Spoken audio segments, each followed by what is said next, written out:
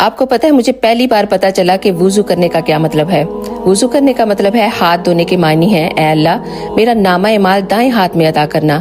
کلی کرنے کا مطلب ہے اے اللہ میری زبان کو شہادت کے کلمات پر مضبوط کرنا۔ ناک میں پانی ڈالنا اے اللہ مجھے جنت کی خوشبو عطا کرنا۔ ناک کو صاف کرنا اے اللہ مجھے زقوم کے درخت کی بدبو سے بچانا۔ اور چہرہ دھونا، اس کا مطلب ہے اے اللہ قیامت کے دن میرا چہرہ روشن فرمانا، جبکہ اس دن کچھ چہرے سیاہ ہوں گے اور کچھ سفید۔ کوہنیوں تک ہاتھ دھونا، دائیں ہاتھ اے اللہ مجھے دائیں ہاتھ والوں میں شامل فرمانا، اور بایاں ہاتھ اے اللہ مجھے بائیں جانب والوں سے محفوظ رکھنا۔ سر کا مسح کرنا اے اللہ میری گردن کو جہنم سے آزاد کر دے اور مجھے ایمان والوں کی طرف گامزن رکھنا۔ پاؤں کو دھونا اے اللہ میرے قدموں کو سیدھے راستے پر رکھنا، اور جو شخص بھی علم کو چپاتا ہے تو قیامت والے دن وہ اس کے خلاف حجت بن جائے گا۔ اس لیے دوسروں کو بھی ضرور بتاؤ اور اس ویڈیو کو زیادہ سے